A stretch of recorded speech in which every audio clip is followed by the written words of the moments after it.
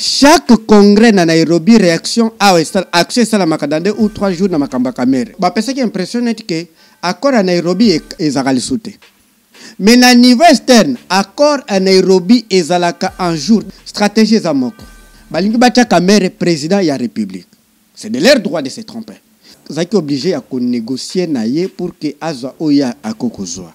Franchement, je ne vois pas M. Kamere de faire quelque chose de sérieux. Et que influençat pour c'est bizarre. Pourquoi Gigian était décidé? Moutonné on a besoin de série ndengeni. Mbongo eza wapi? Mbongo ya pays eza wapi? Sont des cauchemars pour le peuple congolais en général, cauchemars pour le peuple congolais de l'Est. Pour que tout se sauve, en tout cas, débarrassons-nous de ces pseudo-dirigeants. Président Kamere ne peut pas me dire quelque chose. Pourquoi vous surnommez Kamele? Pour moi, j'ai appris beaucoup de choses en prison. La patience, la résilience. Oui, Bissopé doit apprendre. Tu apprendre na bango. Tu apprendre qui est M. Tshisekedi. Tu apprendre qui est M. Vital Kamere. Tu apprendre qui sont les autres politiciens qui complotent avec le peuple congolais. Le reste peut encore créer un accident pour qu'il n'y ait pas de na COP. Parce que le Congo est na porte ouverte. Maintenant ça kokota asala makambo nyoso alingi soki bolingi bokota pe na système ya bandeko na biso banilotique pour agresser vos propres bantu, je suis désolé. Bosala makambo Rwanda zo salate, bosala makambo Uganda zo salate na tikala komo na sorte ya pouvoir rote. Kedi aeko bote loko ya sika. Nous sommes trahis à un niveau vous ne pouvez pas imaginer.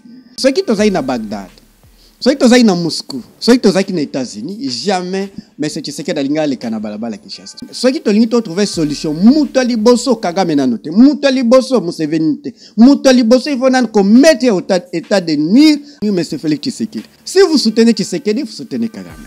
Si vous soutenez Tshisekedi, vous soutenez Museveni. Si vous soutenez Tshisekedi, vous soutenez Ndaye Chimie.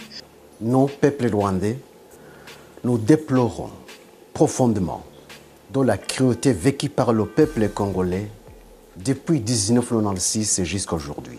Paul Kagame est responsable du massacre perpétré contre les Congolais, sans oublier des réfugiés rwandais et burundais qui étaient en RDC.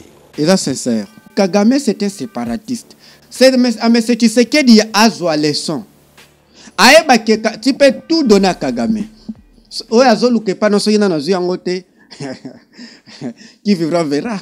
Kagame n'a pas besoin de ce que Tshisekedi a donné. Il a besoin de ce que Kabila avait soumis. Tout ce que M. Tshisekedi peut donner à M. Kagame, il va garantir te. Oyo ye a tchaki point à gotika la kada point na yewana. Et rozo qui est dans négociation, il faut qu'il y ait des forces. Diplomatie, qui est la rhétorique, certes, stratégie. Il faut avoir aussi la force militaire. Et nous sommes trahis. Mais ce qui est vrai, pays où il y a la violence.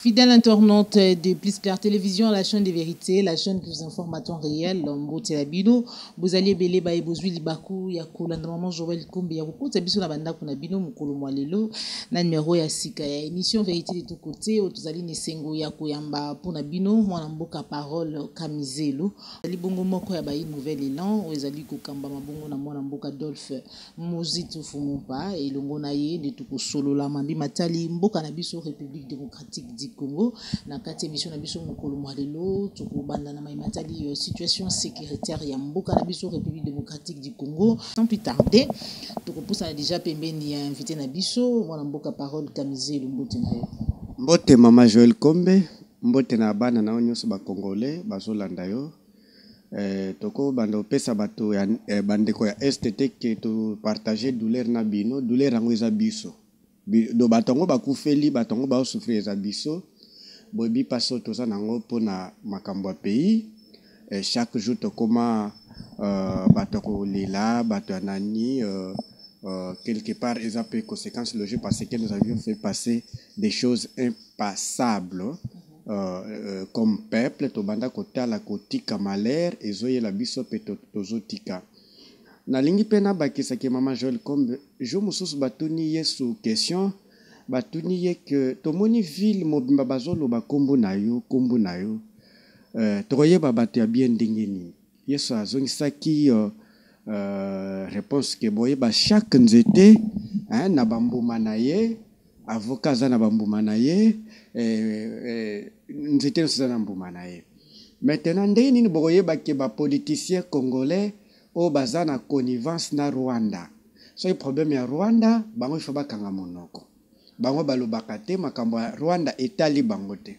mais bazo rêve ko gérer pays soki pays yango bazwi yango toza na ka ya Palestine na planète terre soki pays yango et communauté Palestine lelo yo ko gérer pays nini place na pesi longonya na ancien premier ministre Adolphe Muzito oyo a condamné publiquement na président légitimement élu bazade o baza se distinguer ya komona ke bango balikaka na butu te kokende ko négocier na pouvoir ya Rwanda ya tela biso pe barevaka te kozwa pouvoir na Congo via Rwanda yango na pesi bango longona les restes sont des caniches du Rwanda. Les restes sont des vassaux du Rwanda. Et bazo banga Rwanda. D'ailleurs, bomoni pe quand même ya concitoyen Abisso Gilles afingi ba mama nyos. D'ailleurs, je vous respecte beaucoup les mamans. Ngana yep na benga bino ke boza ba collègue ya mama na ngai. Mama ndenge oza boza collègue ya mama ya buta ngai. C'est-à-dire na mitela ba limite na mwasi nyos na mokili. Limite on a kokoma te parce que aza collègue ya mama na biso. Donc ndenge ya azali ndenge mama na biso azali. Ndeko wana fingi ba mama notre maman qui était à l'Assemblée nationale nani mais bakanga qui était era simbi kaka era simbi le tout puissant Rwandolose. Eh bien omona qui sort elingi koloba ke madame à 85% ya ba politiciens congolais baza sous tutelle ya Rwanda preuve yango. Pe na lingi na rappeler pe ba congolais que soki bato baloba ke président Martin Fayulu al sengi na police a bazongisa bapine marche wana rôle objet nango ezalaki ko soutenir bandeko ya Rwanda insécurité na Rwanda omonaki rage oyo ya pouvoir ya Kigali oyo atela biso na Kinshasa ndenge eyaki ko réprimer ne ba pe média mususu oyo ba média nyonso na monde et lobaki marche qui réprimé média ne lobaki loba la marche a été dispersée. On ne peut pas maltraiter un peuple sans utiliser les médias. Raison pour laquelle je donne la raison à un journaliste belge Michel Collin qui écrit un livre Les médias mensonges. Deuxième livre Attention médias. Donc vous aviez contribué d'une manière ou d'une autre, il y a comme un petit niveau de Keibo. Mais ce que la communauté Palestine, eh bien, Bissos Tourlé Namnoramboka. Merci beaucoup, mon Amboka, parole Okamisé. La situation sécuritaire, Yamboka Nabiso, République démocratique du Congo, Tongo midi pourquoi ba mama, bana, ba papa, bazali kuwa.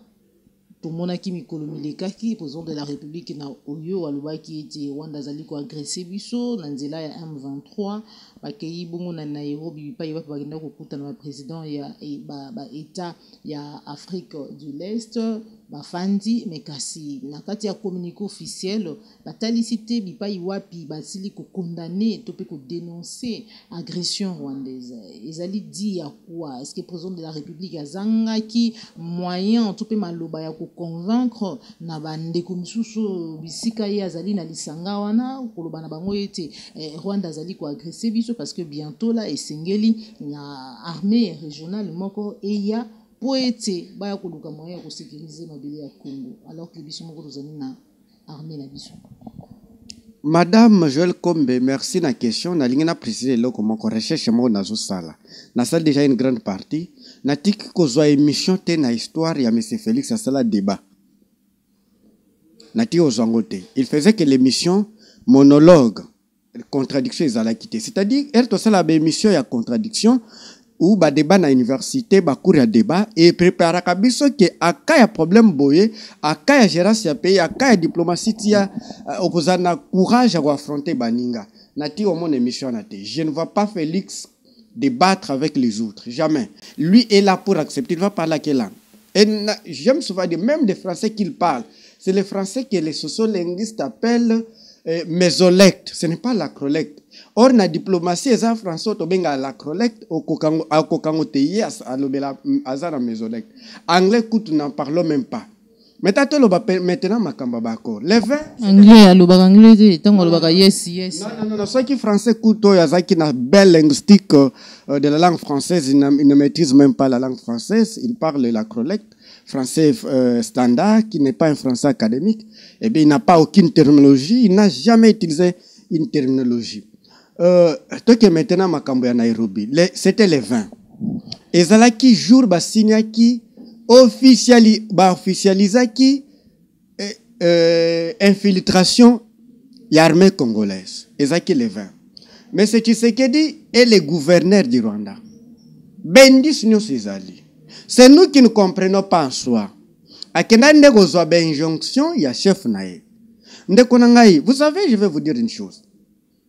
Ba proclamé ba nommé Tshisekedi et pas Kabila, Paul Kagame aza président ya Union africaine. Paul Kagame il faut ba lobby ba sur soir ba résultat. Mutawa pesa nano eza Paul Kagame il faut to yamba 6 chefs d'État d'Afrique pour que baya kotalawa. Batia ba avion o ekufana pour que batwa koyate. Paul Kagame ayate. Délégation kenda na butu. Oyebi oyo Tshisekedi a garanti ça nani Paul Kagame. Pourquoi les accords? Quand Kagame dit que Tshisekedi a signé les accords, pourquoi pas Yépe a signé l'accord et pas Nabiso? En même temps, je vais vous dire une chose. Nous n'avons aucune chose à envier na Rwanda. D'ailleurs, basa na terre. Biso nde toza boeselo da cité na biso soki tolobi to kabula Congo ba Congolais chaque Congolais ba nozwa d'hectares. Mais na Rwanda soki ba kaboli ba Rwandais 10 Congolais baza hectare pas que c'est dit 10 Rwandais baza hectare moko c'est baza na crise d'abord ya mabele. Deuxième élément, Rwanda a un problème, il y a division ethnique, la haine ethnique entre les deux les Tutsi et Nanti. C'est-à-dire baza eza affaire moko boy. RDC eza ne lo côté ya koke kozwa na Rwanda. Mais pourquoi biso to sinyaka ba accord na Rwanda? Elingi koloba boy. Tout ce que tozomona lelo eza ba cause ya 2018. Tout ce que tozomona lelo eza nde ba conséquences. Or, vous ne pouvez pas condamner les conséquences sans attaquer les causes. Vous ne pouvez pas trouver la solution à une conséquence sans kokangana une cause. Donc pour dire ceci, les élections de 2018 hyperbolisé, c'est-à-dire économie crise nabiso et matil soumingi. Bref, nalingina lobaki madame, mais ce qui s'est dit comme ressources humaines a des faiblesses de la formation. Ça, de la formation. Et deuxièmement, n'a pas na logique. Est-ce que vous rêvez Zelensky, président de l'Ukraine, malgré faiblesse intellectuelle, malgré parcours non politique, c'est un illettré politique. Ba occidentaux ba pour que ba rende service. Est-ce que vous les voyez Zelensky a kende kozwa Russie a condamné invasion a reconnaître que ba soda na bazana nani na Ukraine, mais Zelensky a kenda négocier na Russie yel pesanga sous mindu ba militaire troupe mususu ya combattre et telanga en sécurité. Ndeko na ngai o ezo salema du 1er siècle, 2e siècle, l'antiquité, moyen âge, till l'époque contemporaine, jamais vu c'est les premières histoires. Et d'ailleurs j'avais raison de prédire ça. Je disais avec Tshisekedi toromona makambo na salama na mokilité. Nanu ata filme mon côté, livre mon côté natanga, cours mon côté natanga na histoire ya mokili. Presque si vous partez dans département, on a vu vous verrez les cours 1er 16e siècle, moyen âge, antiquité, presque c'est de l'histoire pire d'ailleurs. Na tikala comme na sorte ya pouvoir rote. Donc Tshisekedi aeko bote loko ya sika. Mais te retrouver panacée. Moutako régler problème au cas que ça moko. Eza moko, eza nani, eza peuple congolais. ezali peuple congolais moto azali na solution ya problème oyo bongo na maboko na ye mais kasi ozali komona ndenge nini parce que déjà mikolo mileki lolenge nalobaki tout à l'heure na annonce na nga toyokaki mwana ya Yoweri Museveni oyo azali bongo moko ya bayi mapinga na mboka na bango koloba ete soki RDC ezali kobunda na Rwanda ye akozwa part ya Rwanda. Voilà pourquoi toyokaka mboso kojo koloba ete le fils avait déjà signé son pacte avec le Rwanda. Mais kasi lelo ministre des Affaires étrangères ya Uganda atalisi ete Uganda akoki kozwa part ni à RDC ni à Rwanda na bitumba o ezali entre les deux nations parce que bango nyonso bazali ba partenaire moko ba pays moko ezali stratégiquement important oyambi yango ndenge nini. Et puis déclaration ce que ici ko yanula to kozwa déclaration il y a un pasteur rwandais aussi qui lancer message na ba Congo. Madame eloko toye bana diplomatie ce qui information bimé za na deux versions. Version apparent automoni na version cachée.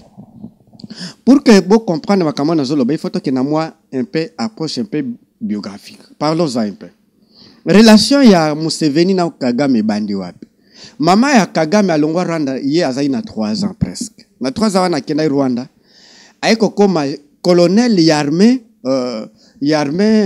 ougandaise. Museveni était rebelle. Donc Kagame a koliga na fou. Yé na armée mais azo soutenir azo pesa ba élément nyonso information na rebelle. Donc ba ultimo musika Museveni na nani na Kagame ba miyebi pe na petit na ye pe na Kagame aza vraiment petit ya papa Museveni. Azo pesa ba information ti ya kwesi gouvernement oyi azaki colonel. Maintenant Museveni dit yo pe kendo sala rébellion ngana soutenir yo. Donc elingi kolobake ba uti musika jamais tout ndenge ba yo kanaki wana mais à ce qui est vrai ba mi pesa pena confiance te parce que baza ba mafia ba koli na système ya ba mafia ya ko boma ya ko détruire ya ko se trahir ba mi pesa pena confiance te mais ba cela qui moi relation murubu ba sali relation ne vous en faites pas aujourd'hui. Kagame et Museveni ba lingani mingi plus que Tshisekedi et Tshisekedi ba obangele nini ils savent que elle respectera jamais les accords. Jamais les accords. Na parcours à M. Tshisekedi n'a jamais fait quelque chose de sérieux. Et puis, le Moro pays, attends même classe d'une manière rationnelle. En tout cas, je ne peux pas exalter. Bazo banga. Ba moni ndengona basangani pour que basala ye, basala biso via ye. Donc, elingi kolobake, il faut tozwa version ya mwana ya nani ya le général. qu'il y a ministre des Affaires étrangères et un aspect diplomatique ironique. Parce que figure le style la plus utilisée dans la diplomatie, c'est l'ironie. Je te dis non, mais en réalité c'est oui. Je te dis oui, en réalité c'est non. Donc pour dire que ne rêvons pas à ça. Mais le problème, tout ce que nous faisons ici, le vrai problème, je le dis et je le souligne, c'est nous les Congolais. Nous sommes trahis à un niveau que vous ne pouvez pas imaginer.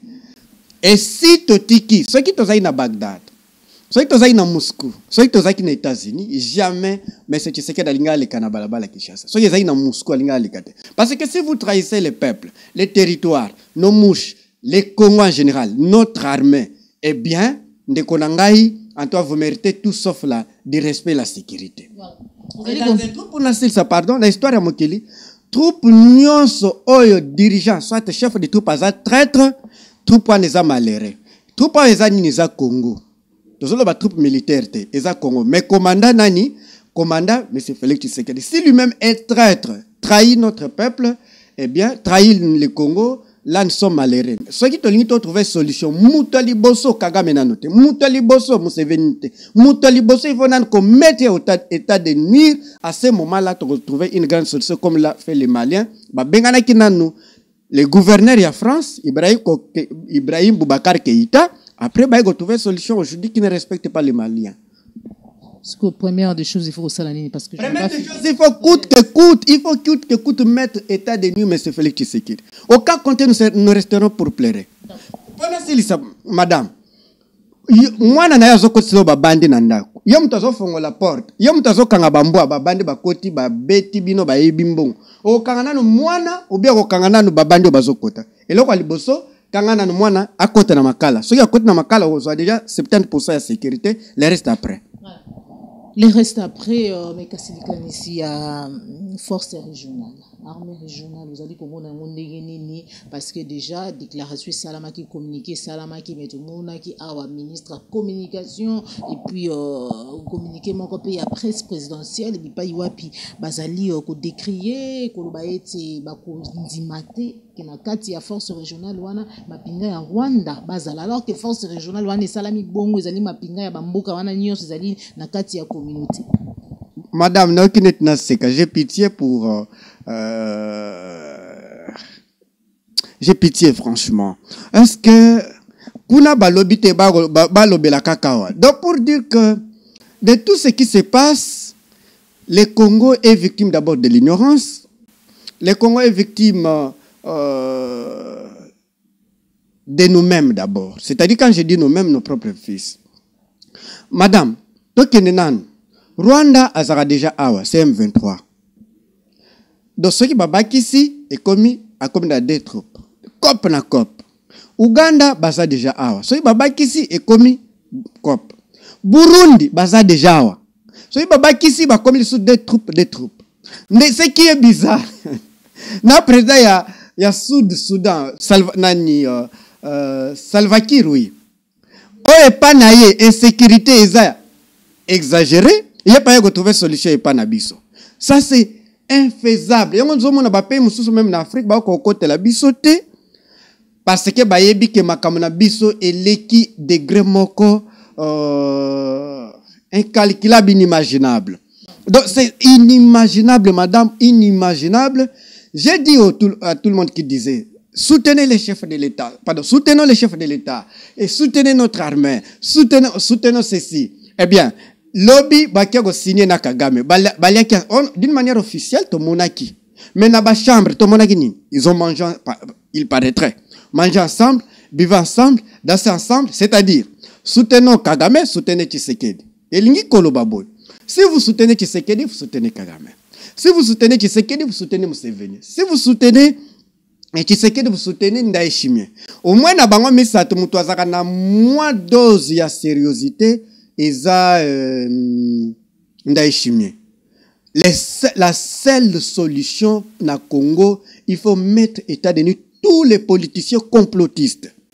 Moi, dans ma parole, comme Miselo, il faut mettre hors état de nuire tous les politiciens complotistes. Yambo Kanabiso, République démocratique du Congo. Toujours en image, discours. À Biezali Bongo, la voix du peuple rwandais. Nzila, il y a pasteur Shadrach, Oyo, Azali, pour implorer, pour Senga, na Mukambi Yamboka, na bino peuple congolais, pour na pena phare de Semaluba, Oto, on se trouve tout à l'heure. Je m'appelle Shadrach Ouizaïmana. Je suis pasteur. À son Excellence, Monsieur le Président de la République démocratique du Congo, Félix Antoine Tshisekedi Tshilombo, mes chers Congolais, nous, peuple rwandais, nous déplorons profondément de la cruauté vécue par le peuple congolais depuis 1996 jusqu'à aujourd'hui.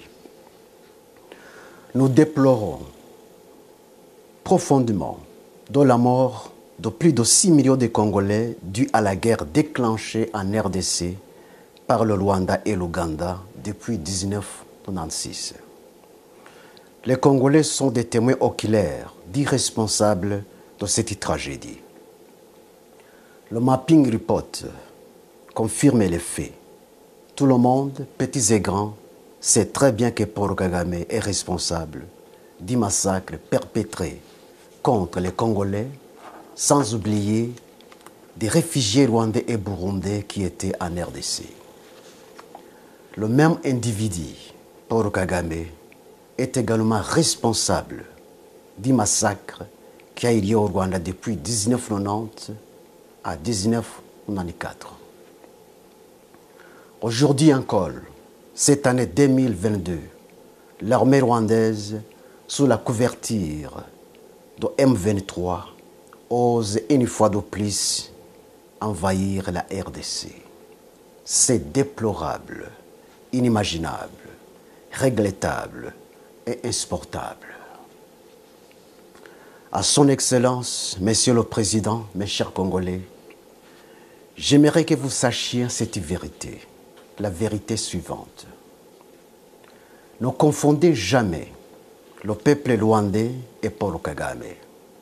Ce sont deux personnes différentes, de caractères différents et d'éducation différente. Si vous acceptez de comprendre cette vérité, regardez le caractère et l'éducation du peuple rwandais, non pas dans le miroir de ce régime sanguinaire, tyrannique, totalitaire, despotique et génocidaire de Paul Kagame, mais dans le miroir du régime sociable et paisible de Habyarimana Juvenal. Réaction nayo, ezali sincère ou bwenge diversion topé ou yambi ya message wana. Il est sincère. Il est vraiment sincère. Ce qui est vrai, les Rwandais vivent une cauchemar que vous ne pouvez pas imaginer. Bah, ils ont caché. Et d'ailleurs, même Banque mondiale, Banque mondiale, ils ont un problème de crédibilité parce que il y a fausses données, il y a des faux chiffres, il y a l'économie rwandaise. Ah. C'est-à-dire, Kagame a collé na faux. Les Rwandais vivent un cauchemar que vous ne pouvez pas imaginer. Ça, c'est vrai. Et Kagame, c'est un séparatiste. Kagame, c'est Azamutu Moko Yarakin. Nalinga ipena lo baspe moko nazana totalement d'accord. Je l'ai démontré quelque part. Kagame, l'ancien président rwandais, a presque été flexible na caprice non sur la rébellion de Kagame. Il a presque dit au Rwanda na kaye recharge décharge na bango accepta qui nyonso. Mais et garantit ça qui Kagame était. Ah voilà, je suis sérieux de ce que je dis. Suka asalaki asalaki. Na lingi na lobani. C'est mais Tshisekedi azwa leçon. Aeba ke tu peux tout donner à Kagame. Oya azoluke pa no soyina na zuyango te. Qui vivra verra. Donc soki tozu exemple ancien président, tozu un exemple ya Désiré Kabila. Même lelo, il y a Félix Tshisekedi a tout donné les accords d'aspect économique. L'aspect économique, biso tozata un avantage mon côté na Rwanda. Ata mon côté. Pour la base, il y a sa bisote. Mais Tshisekedi a presque tout donné. Kagame n'a pas besoin de ce que Tshisekedi a donné na Rwanda. Il a besoin de quoi? Il a besoin de ce que Kabila avait subi. Ce qu'il a fait avec son frère, l'ancien président, Juvenal. Qui vivra verra. Qui vivra verra. J'aime souvent répéter ce que je dis. Donc pour dire que tu peux bref, voilà l'indice. Basali bakor lelo. Vous venez au Congo exploiter ce que vous voulez. Les Congolais vont vous laisser comme ça. Eh bien, Kagame retourne. Il fait une déclaration contre Tshisekedi. Il n'a pas honte, il n'a pas d'humanisme, il n'a pas de pitié, il n'a pas ceci. Kagame, ce qui est un aspect éducationnel, Kagame n'a pas une éducation formelle. Et d'ailleurs, c'est compris par des grands dictateurs du monde, d'ailleurs. Donc, pour dire que tout ce que M. Tshisekedi peut donner à M. Kagame, il faut garantir qu'il te.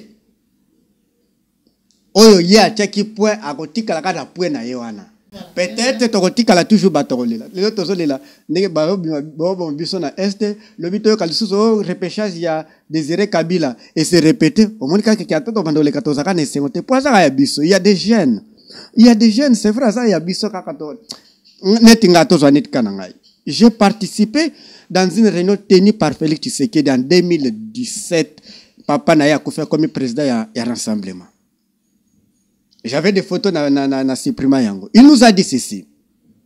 Les amis, nous vous voyons, vous êtes, nous les jeunes, on a besoin d'être président du Parlement de Bounaïpen. On a eu débat.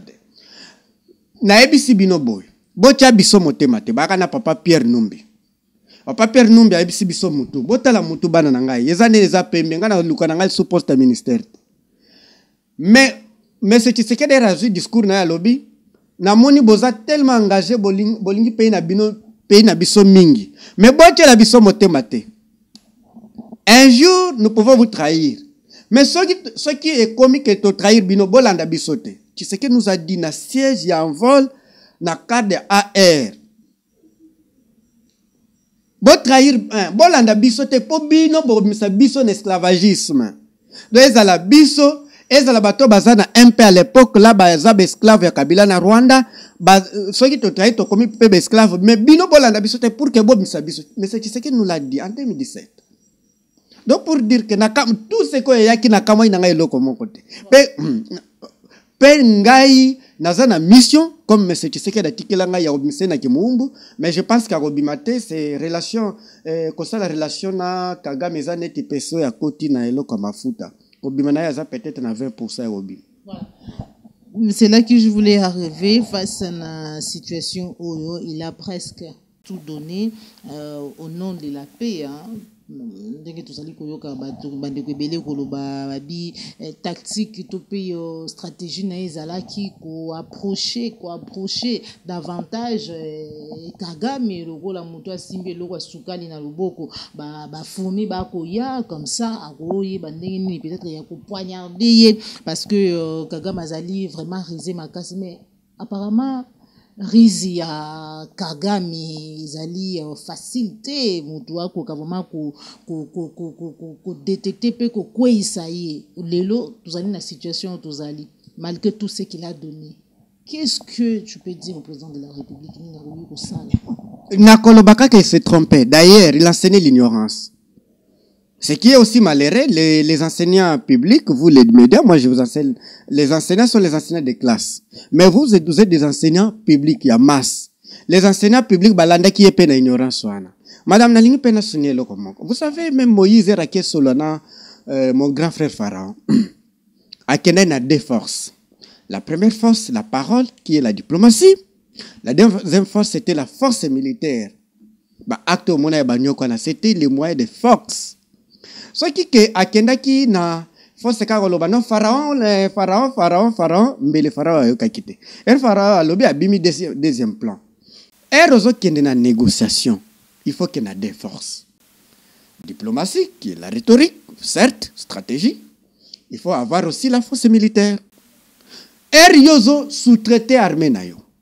Ozo trahir armée na yo. Parce que na armée na force pour que tout tanga ka armée il y a des forces. Il y a la population, il y a aussi l'armée. Une armée non soutenue par la population, ils l'ont raté. Il faut que la population na ciment, collé na armée na bango pour que ba gagne. Ndeko nangai tolo bango maintes reprises c'était l'enseignement ignorant. Un ignorant qui passe en classe, qui donne les cours de français ou la philosophie, il vous cite des niaiseries, vous acceptez. Bana classe bien faut bengana ye. Ah bana classe banane, c'est le peuple congolais et leur presse. Il a fallu le quoi na monsieur Tshisekedi na banalo ba dit non monsieur le président. Non, pas ça. Ça c'est la naïveté. Ça ne va pas payer d'abord na pays a priori pour toi-même d'abord pour la vie. Nous naïveté que bana enfance outrage au chef de l'État. Au mon agramé qui les grands Peter Tiani Yves Bouya. Ezaki naïveté madame. Naïveté. D'ailleurs, merci pour rappeler, je soutiens camarade Bouya. Un jour, je vous avais dit, soit nous allons commencer à mourir comme des mouches, l'un après l'autre, soit au sangana. Pour que tout ça, la force n'a pouvoir aux autres, la peau n'a pas ennemi du peuple. Madame, ne vous en faites pas, personne ne vous allez épargner, personne. Ça, hier, c'était Pierrot. Retoqué. Deuxième, Yves Bouya. Parmi les journalistes, les analyse na bango rationnel. Il n'y a pas une métaphore, un euphémisme. Oh, il y a bien un sens ya koloba. Oh, et ça la vérité choquée. Yves Bouya, c'est quelqu'un qui utilise des métaphores les euphémismes appropriés. Mais qu'il soit comme un problème, il y a outrage, na chef de l'État. Même niveau d'études, comment outrage na Congo, on s'en fout. Hier, c'était Pierrot, Yves Bouya, demain, ça sera X, Y, Z. C'est Gramic. Gramic le grand. Vous savez, la mathématique, bah, former les causes à 3, 4, 5, même équation, ça réponse mon corps. C'est-à-dire quoi? Bah, quand on a une infraction mon côté, Lelo eza moto mususu, lobe oza moto mususu, lobe oza moto mususu, lobe oza moto mususu. Madame, vous me donnerez raison. Parce que ma faiblesse est belle, et belle, et belle, et belle. Pani basta la biographie de M. Tshisekedi na jour après ta serment. Pourquoi? Parce que vous... Non, je ne vais pas donner toutes les raisons, je les donnerai un autre jour. Donc pour dire que madame, ma faiblesse est belle, nous sommes trahis. Mais ce qui est vrai, pays où est la violence. Violence? Oui. Je m'estime comme analyste. Sans irrationalisme. Madame, est-ce que vous dites que moi, je suis la violence? La émotion. Vous dites que l'Europe est bonne émotion dans la Révolution française? Ça, nous sommes malheureux. Et d'ailleurs, comme hier en Gaule, le roi et son pouvoir a poussé les Gaulois à se révolutionner ou à revendiquer. Les Tshisekedi, c'est poussé à biso. Azo poussé à biso malé malé. Comme l'a dit l'ancien Premier ministre, mire entre frontières nanani s'impose. Ce n'est pas sa volonté. Mais lui regarde la situation sociologique. Il vous dit, vu ça, il faut bosser la mire dans le pays Oyo. Et il faut bosser la guerre. Qui veut la paix prépare la guerre. Voilà. Qui veut la paix prépare la guerre. Comme l'a dit Vital Kamerhe, aujourd'hui, Kokoma déjà, na Maimatali rencontre naïe. La président de la République et Salama Kibongo na cité Union africaine, ici qu'à président de la République Azala Kamekasi sur Maimatali situation sécuritaire en Boka na biso à l'obiété à Pessi proposition na interview il y a sorti il y a crise na ezali privilégié azali bongo ko privilégier option militaire diplomatique et humanitaire to bandina na diplomatique déjà ba ebisaka biso yete diplomatie ezali agissante mais yé abakisi na kati ya ba option na ye tout pe na kati ya ba proposition na ye stratégie diplomatique alobi option militaire et humanitaire oyambi yango ndenge to banana na option diplomatique congolais total la kalikamunios na de manette linete liboso na benga na lobango na français pour que na lobango ma bien il faut total la on a deux volets volet interne na externe.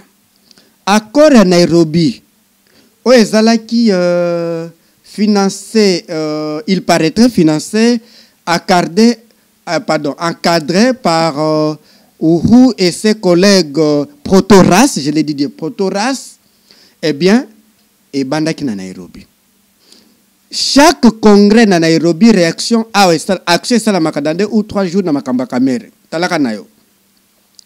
Na niveau il y a interne to ba pesa qui impressionne que accord à Nairobi et zakali sauté mais na niveau externe accord à Nairobi et zalaka en jour d'ailleurs même dans l'institution INC azali parce que les accords n'étaient pas signés avec Kamere les accords étaient signés par l'INC et l'IDPS c'est-à-dire Kamere ne peut à cause de la ou pas l'INC continuera toujours les accords na niveau ya libanda stratégie za moko soit ils veulent mettre, c'est-à-dire Kagame, Uhuru et les autres, Balingi Bacha Kamere, président de la République. C'est de leur droit de se tromper. C'est à nous aussi les Congolais de barrer Bango route. Parce que ça n'est pas ayo qui déjà est ligne. On toujours qu'on continue ligne. Et ça stratégie. Vu que Bamon que Tshisekedi d'abord n'a peuple les autres symboles sauté et ba corps respectarité, bazo sala. Ils ont quand même une mouti à monsieur Tshisekedi. Quand on a bien mouti, ner muso yemo bazo metise ba meyandro anate. Donc, baza na plan na niveau il y a libanda international, c'est-à-dire exogène. Kagame na plan na bango. Na niveau interne, ezo basculer pe. Pe Kamere na niveau interne un pays, aza na place muso ba okendete balingaye. Il n'a pas le choix, même si aza minimisé na niveau politique et pas Tshisekedi parce qu'il faisait la prison de M. Tshisekedi, un directeur de cabinet n'engage pas la République. Eh bien, azaki obligé à négocier na ye pour que azwa oya akokozwa. Na sens wana. Donc total on a des manettes parce que Kamere Museveni nanani il joue très bien. D'ailleurs sont des protoras. Asa parmi si vous regardez l'anthropologie culturelle de ces peuples, il fait partie de cette proto-race. Donc pour dire autrement que na niveau armé. Diplomatie coûte démontrer ba limite nango. On a béni, ce n'était pas une diplomatie, la naïveté.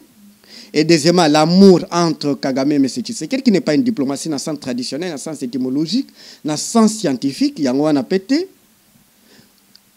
lelo tozo botambo to buki maintenant mbuma ya makambo to bana sala na niveau ya militaire là d'une manière indirecte à rejoindre propos ancien premier ministre de faire la guerre avec le Rwanda.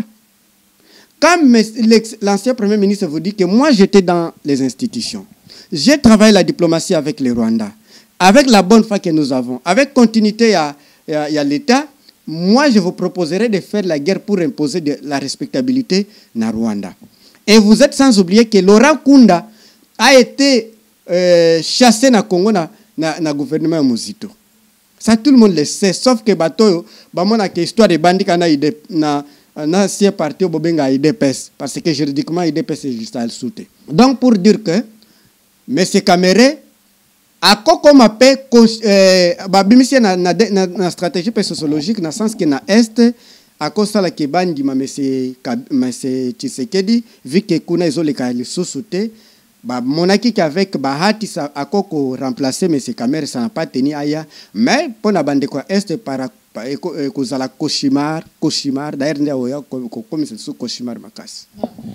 Président de la République alobaka eti azali un homme intègre et qui a joué un grand rôle na makambuta limboka na biso République démocratique du Congo. Face à la situation actuelle dans le jeu de l'air, ozali komoni loko nini oyo Vital Kamerhe a joué un grand rôle. Kambundi. A rejoué rôle l'aspect sociologique, l'aspect politique. L'aspect sociologique, na niveau ya est pour kakende bandimaye, l'aspect politique, a kokoche na ba poste, oyo gozala na volonté à M. Tshisekedi te ya koriye aza comme andimaka na kaka, alobaka te non, eh bien, na sens wana ozala, na niveau ya Rwanda, Uganda, ko jouer na sens ya accord na bango ya Nairobi. Oui, azo tenir lisusu te na sens officiel. Na sens caché, c'est Kabila. Avec Tshisekedi respecte tous les accords de Kabila. Ça, on l'a fait d'une manière stratégique pour que tout le monde qui est basé à télé, en distance, mais soit tous les accords signés de Kabila. Il gagne son salaire très bien, il a bien protégé, il a tous les avantages. Vous êtes sans oublier que en 2018, Kabila, c'était le problème de la mort ou la vie, elle ne passe pas. Rôle nini très important le lengue prophète nga des fois na benga président de la République prophète ya mboka parce que makambe belé o ya yemoko loba topé loba ko kisamaka. Quel est ce rôle? Rôle wana ba comme c'est soit premier ministre soit l'un des proches pour que président qu'on a vu des alliés. Vous savez que même les conseillers bazana o babandaki ko sélectionner bango na sentiment. Institution moko très faible, Kamere avec son expérience qui est d'ailleurs mauvaise, a causé sous cauchemar, n'a pas été Kamere rango abimistika, mais Kamere auto benga caméléon, Kamere auto benga ba comment se reste toujours Kamere. Moi en toi franchement, je ne vois pas M. Kamere de faire quelque chose de sérieux. Et D'ailleurs, bango ba messi bango na sens que à cause ça la moins popularité na est. Par contre, les populations à est bazwa déjà acte que bango nde baza ba traître pe baza cauchemar ozo lekela bango. Moi namboka parole Kamizelo lelo Vital Kamerhe libanda otoyoki ba réaction na ye sur Maïmatali procès wana lobi sans procès et cynique a lobi lo lengi ni azalaki koseka mais lelo finalement nani Aïba, pour ne pas dire détourner, misolo ya Congolais, oyo ezalaki alloué na projet à 100 jours ya chef de l'État. Non, balobi que ben influençat pour c'est bizarre. Pourquoi Gigiani était décidé? On a tiré Gigiani. Je ne dis qu'il n'est qu'à tirer. Banquette tile lo ba Congolais ba ebate. C'est un héros de la héros ya justice na biso congolaise les jours. Héros et martyr, tous les deux totié yango. Et bana na biso, ngana te ya kabana na ngai soki na opesa cours. Je leur dis, il faut vos années Gigiani, hein, vous les connaissez. Et je commence à discuter comme ça. Donc, mutone on a besoin na série ndengeni. Mbongo eza wapi? Mbongo ya pays eza wapi? Et puis lelo même ba communicant ya union sacrée va le sous problème ya saute moutote. Parce que ba que problème ya 100 jours saute mouton eza na connotation escroquerie nationale. Donc pour dire que on n'a jamais bateau à cause de bango sérieux. Bref, sont des cauchemars pour le peuple congolais en général, cauchemars pour le peuple congolais de l'Est. Donc on ne peut pas d'ailleurs, peuple congolais, pour que tout se sauve, en tout cas, débarrassons-nous de ces pseudo-dirigeants, faux dirigeants, complotistes, des traîtres na mitu na biso. Et ça, premier kata, Mikhail Gorbatchev l'a fait de tout ce qui se passe au Congo. Et je vous demande de la presse, madame. Et c'est beaucoup qui étaient dans le militaire pour filmer comment nos militaires vivent.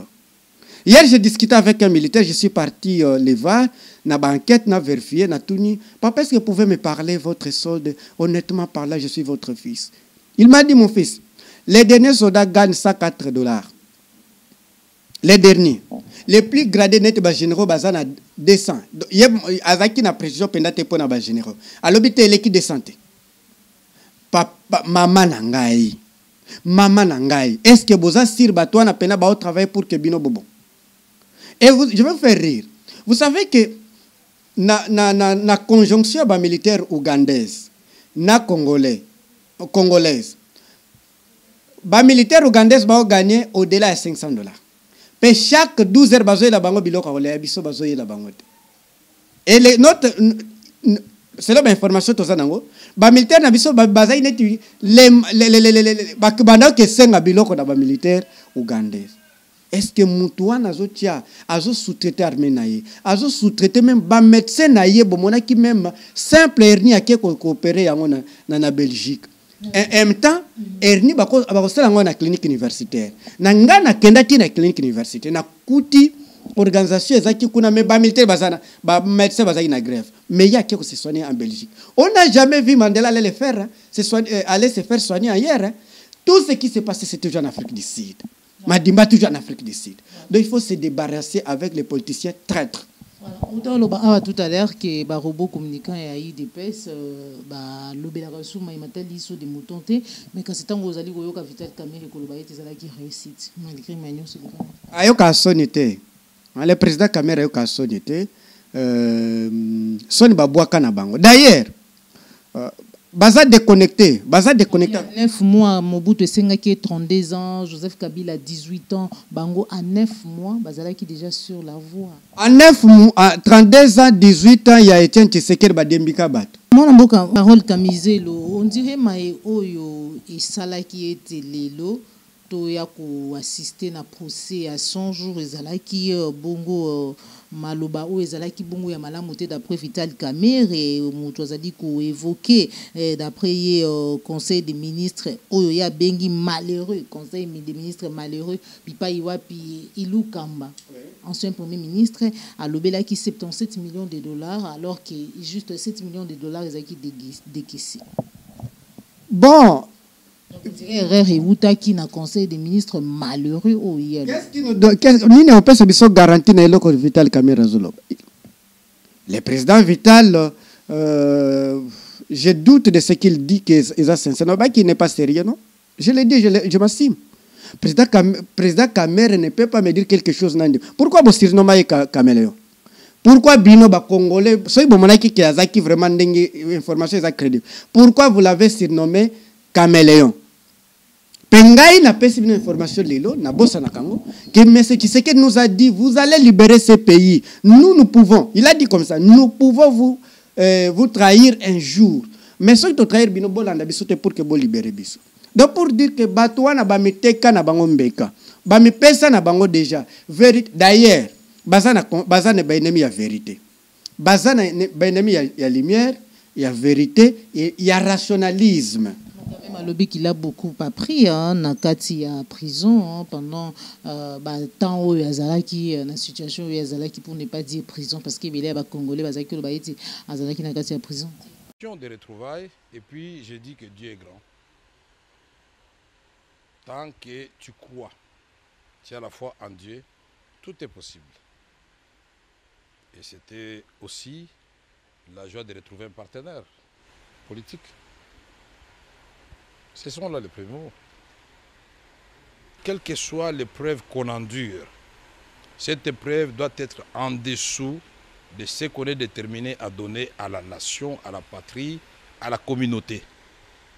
C'est en cela que nous allons gagner. Si chacun de nous, et il y a rares qui n'ont pas connu de preuves dans leur vie, ils doivent minimiser ces épreuves-là et dire ce que j'ai à donner à la patrie est bien au-dessus de preuves endurées. Pour moi, j'ai appris beaucoup de choses en prison.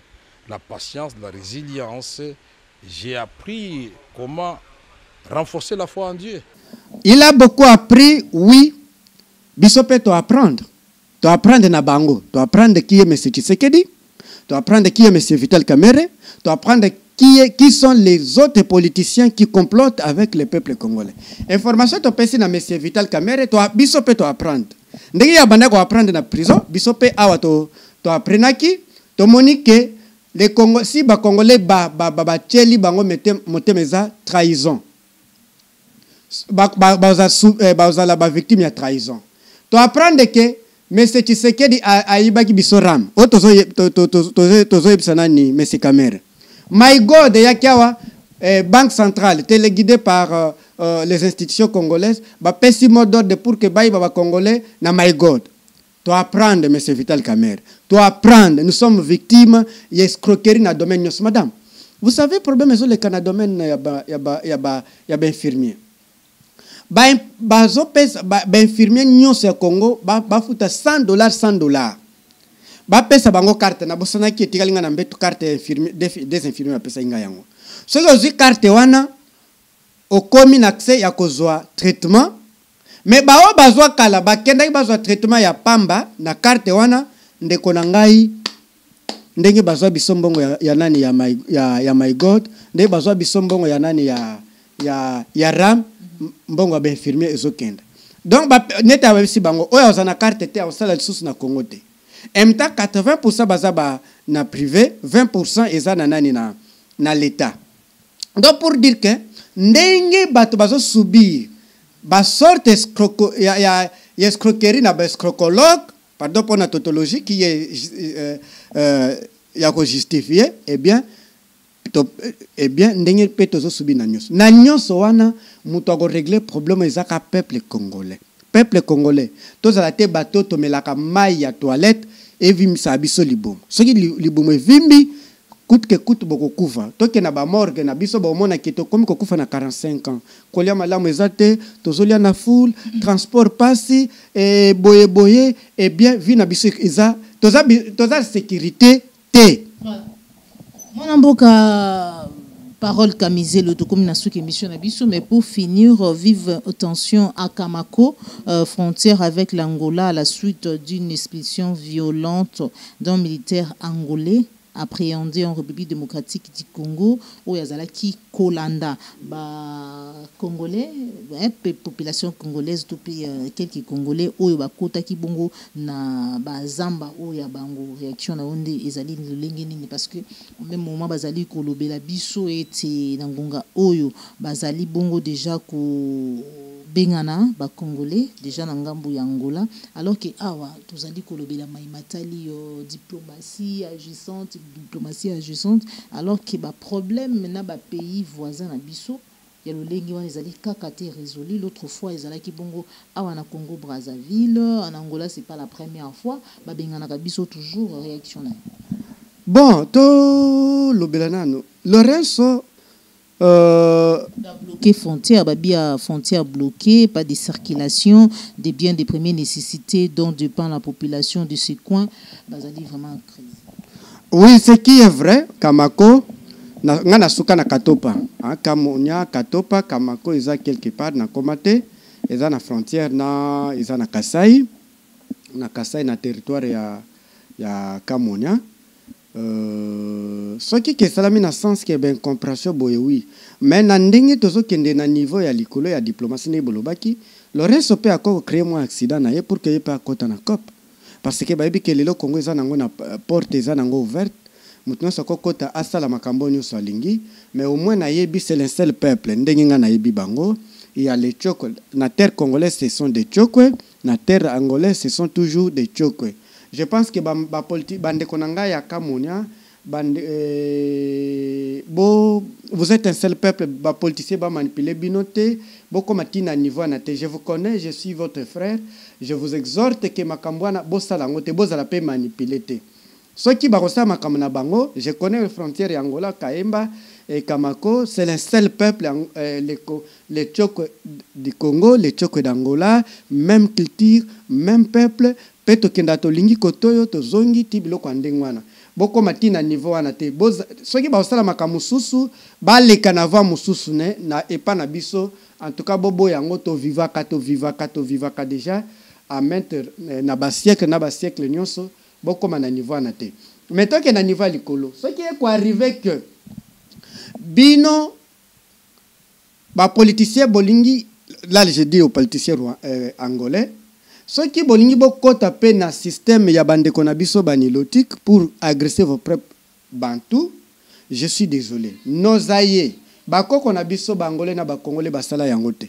Oya zai na posa omela mai yaka na epa na yo na Congo mela mai biso nde pe nde tokenda na Congo to meli mai tokenda pe na Angola bani ngana na kenda te na Angola ba camarade ba kendaka. Moi je parle dans ma langue angolais azolo bana langue na bango, il y a une intercompréhension linguistique correcte. Donc pour dire que boko matina niveau na te bosala makambo Rwanda zo salate bosala makambo yo Uganda zo salate bosala makambo ba pe muso zo salate pona Congo Brazza. Congo Brazza a téléguidé. D'ailleurs, l'un des départements de France, ils ont un précaré français. Ndenge na bisaki bino na 2018 pouvoir akishase sinek ba moi il paraîtait ba sinek ba moi ba akor moi mingi yango moni balingi ye kaka objectif ezaki ba tia pont oya nani awa. D'objectif na bango eza pouvoir eza lelo e tia pont awa pour que et profiter de l'économie na bango. Les vrais gagnants na biloko na c'est la France. Yango moni d'ailleurs il paraîtait ba information tozanango Brazza kokota mingi te makambo Congo. Et il y a une recommandation, il y a pouvoir français, il y a prédateur. Lobby déjà, encore il y a Patrice Emery, le monde bateau balo était lino, lobby ndeba hommage à Souka Poetia Fanda na mausolée na ye, où yambi yangonde nini face na maignon suizali kolika na dernièrement tout le monde qui professeur moko malien au télémélandingo utaki koloba tout à l'heure, bien que si ça qui pesa makanisi na yote eti le monde bazala qui vraiment quoi appartenir kaka na libota na été pour tout le monde maïbana na ye basali lelo azali ko appartenir na l'état topé na ba congolais nyonso mais surtout aussi na ba africain ma nyonso o elekani wana et puis concert ya le 30 juin oyo ba yimindule bazali ko persister alors que situation sécuritaire ezali vraiment alarmante. Topé sanan cause Lumumba kufela parce que azaki pro-communiste, hein, la Russie. Yango lelo siko kena Russie okuta université. D'ailleurs, je félicite beaucoup les Russes de reconnaître Lumumba plus que biso moko. Université Patrice Emery Lumumba. Et zalaki que on l'accusait comme ça. Mais ce qui est bien, vu que eloko na ya banda ça les acquis juste.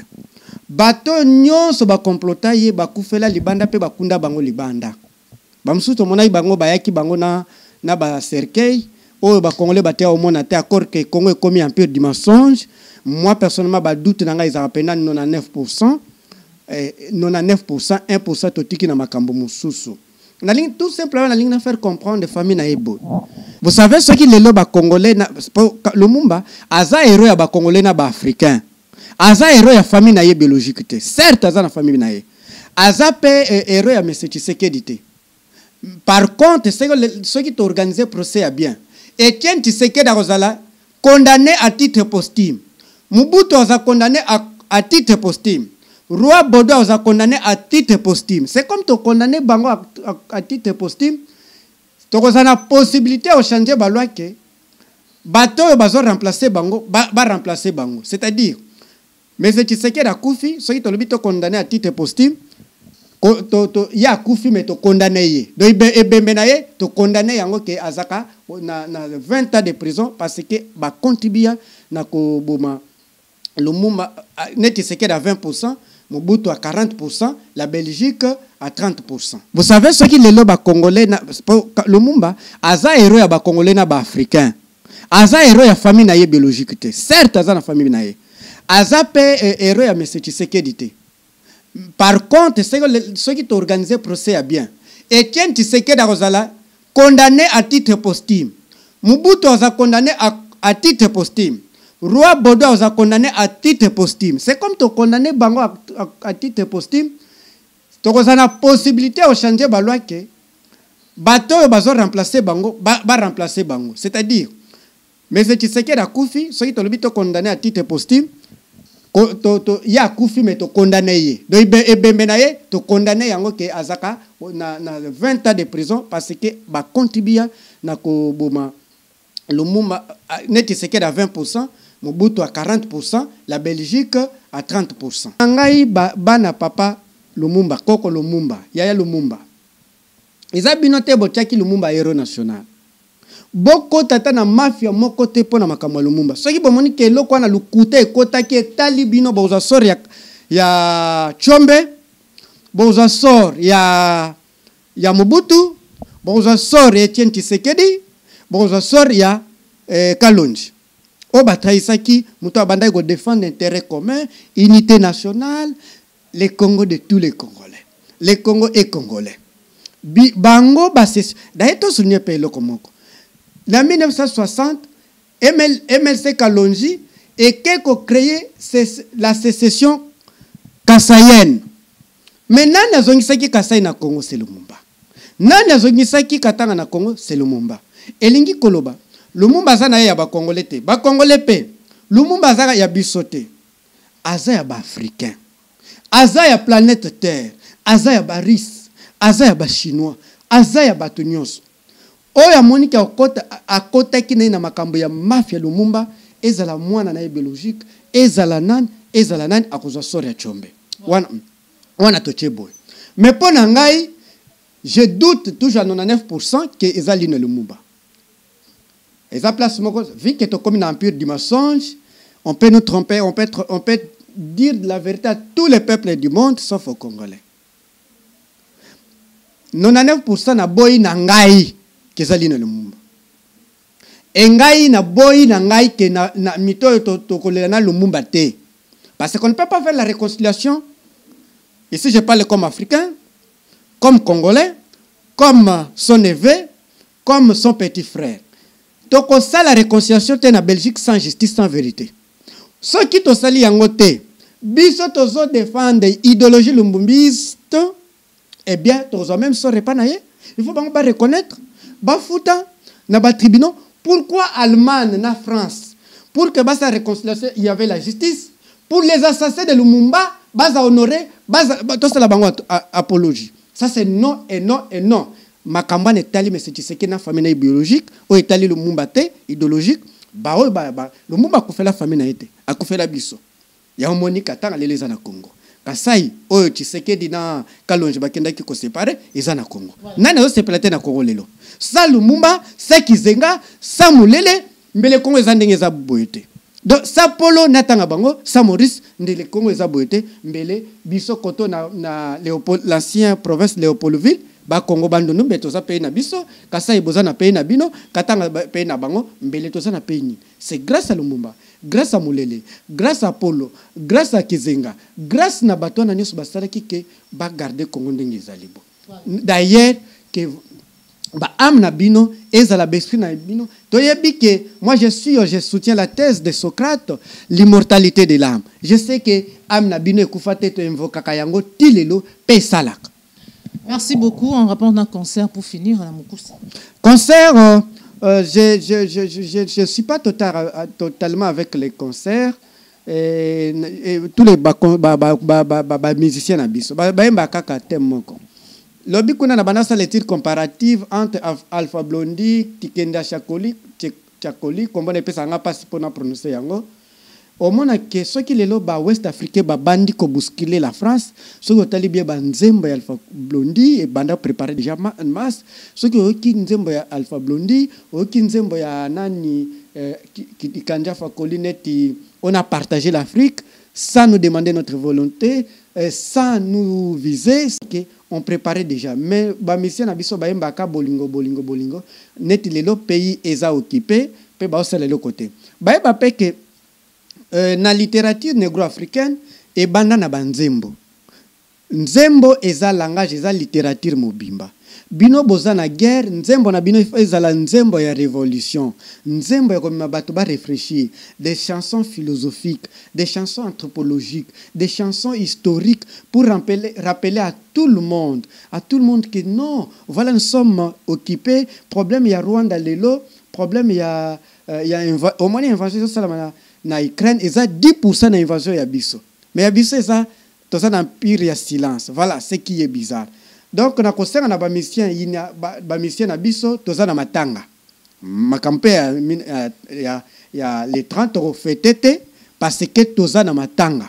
Jamais ko ketala mama Joël Kombe akufeli na matanga na kende na kuta mama Joël na fête do na za matanga te elingi koloba les musiciens là qui veulent ko sala banani ya pouvoir pour que pouvoir senga sympathie na population orazo bosana yango moni même ba voyage zo sala o mona déjà Zelensky ayebi kazana guerre a voyagé ke pays mususu jamais donc pour dire que batwaza na bango conscient na problème toza nango mais attention na lire tozo kende ya communauté internationale que j'appelle les bandits internationales balingi ba comme ça RDC net Palestine. Merci beaucoup. Nous sommes arrivés à la fin de notre émission. Bandeko Balandi ya Plus Clair Télévision, la chaîne des vérités. Bozala kebele ba ebozwa ki libako ya kolanda pe bokota biso na bandako na bino mokolo mwalelo. Merci na confiance yo bozali ko renouveler na kati ya la chaîne des vérités. Merci na confiance yo bozali ko renouveler chaque jour. Benga ganga maman Joël Kombe, en tout cas merci na encouragement na bino. Merci na Joël Go na gauche chasseur d'image, jona ki sima caméra, cordo pe mafu pe pour la yombe. Na bosante Christian les référendums, Jean Bébé West, Papa Laurent Beau, Papa Laurent Bongonza, Félix Batika depuis Londres, des tourons c'est sur son micro, Pembenia et pas à inviter Nabiso pour un numéro de téléphone, puis message naïf. Message to MC ba Congolais boy. Vous êtes forts. Vous êtes très forts. Plus les États-Unis, plus les Rwandais, plus l'Ouganda. Vous êtes forts. Prenez conscience et agissez. Conscience vous en avez déjà. Mais agir. Place Union Sozali, tu dois te dire, je dois agir pour mon pays. Place Union Sozali, mon pays est occupé, je dois agir.